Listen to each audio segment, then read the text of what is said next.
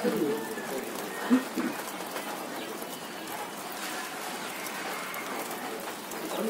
kan ini tambang loh. Hah? Terus kita main ya.